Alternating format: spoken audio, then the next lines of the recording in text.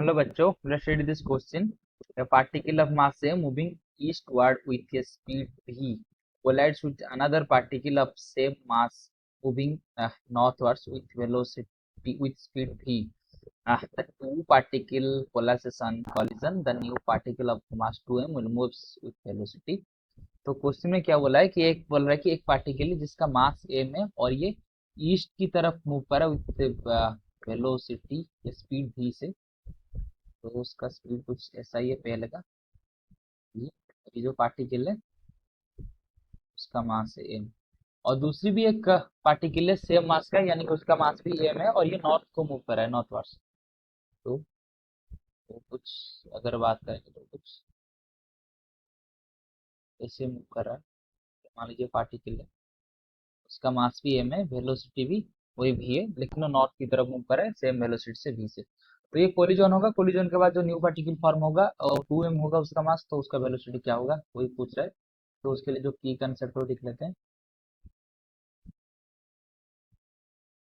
तो की कंसेप्ट क्या है? की कंसेप्ट जैसा कंजर्वेशन ऑफ लीनियर मोमेंटम है। तो कंजर्वेशन ऑफ लीनियर मोमेंटम क्या बोलता है?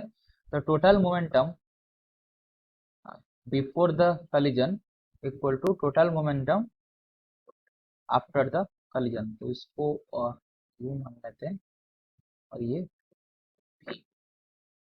तो ये क्या है?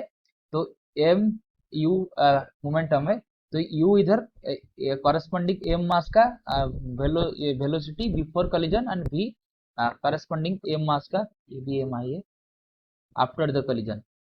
अगर इसी पर्टिकुलर, तो ये एक वेक्टर क्वांटिटी है तो उसको हम वेक्टर सिंबल से रिप्रेजेंट करेंगे। तो ये वेक्टर वाली साउंड होगा क्योंकि मोमेंटम एक वेक्टर क्वांटिटी है। तो अगर इस पर्टिकुलर की बात करें तो इधर एक नॉर्थ की तरफ मूव कर रहा है, एक ईस्ट की तरफ मूव कर रहा है, तो दोनों अलग अलग डायरेक्शन में मूव कर रहे हैं। इसलिए हम इसको मोमेंटम कंजर्वेशन इक्वेशन लगाने के लिए हम इसको दो तरफ की रिजर्व करेंगे, यानी कि दो डायरेक्शन में इसको डालेंगे। तो मान लीजिए ये कुछ अ, ऐसा हमारा एक्सिस भी डिफाइन कर लेंगे। ये मान लीजिए एक्स एक्सिस है और ये वाई एक्सिस है। तो अगर अलग अलग एक्स एक्सिस हम पहले मोमेंटम कंजर्व करेंगे,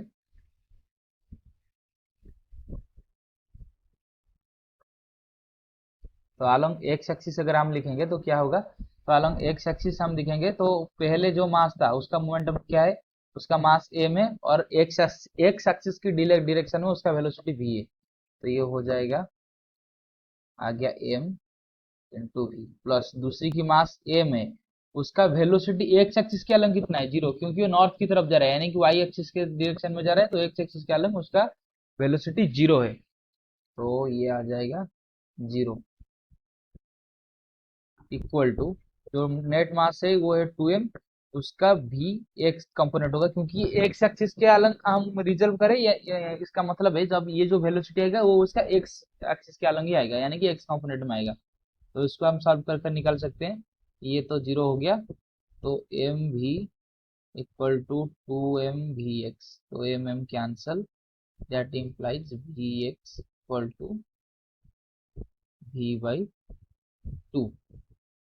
सिमिलरली हम भी वाई एक्सिस के अलग रिजर्व करेंगे, तो अलग वाई एक्सिस। तो वाई एक्सिस में पहले जो मास था उसका वेलोसिटी कितना आ जाएगा? जीरो, और सेकंड वाले मास का वेलोसिटी आ जाएगा v इक्वल टू 2m, अभी वी वाई वाला कंपोनेंट आएगा। तो ये कितना होगा? दैट इम्प्लाइज ये आ जाएगा, सिमिलरली वी वाई आ जाएगा v/2। तो अभी अगर हम दोनों को मिलाकर लिखेंगे तो जो नेट जो वेलोसिटी आएगा फाइनली वो क्या आएगा? उसकी एक्स एक्सिस के अलग, यानी कि आई कैप के अलग है v/2, ये होगा v/2 आई कैप, सिमिलरली v/2 जे कैप। तो ये है उसका नेट वेलोसिटी का एक्सप्रेशन।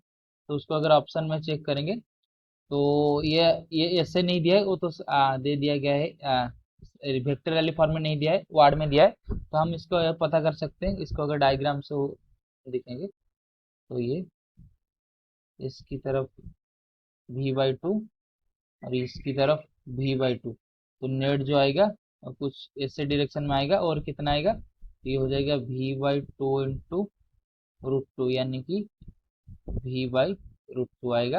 और ये किसकी डायरेक्शन? ये है नॉर्थ, ये है ईस्ट, तो नॉर्थ ईस्ट डायरेक्शन में आएगा। तो अगर ऑप्शन चेक करेंगे तो v/√2 नॉर्थ ईस्ट, तो option 4 is the right answer. I hope you have understood this question. Best of luck.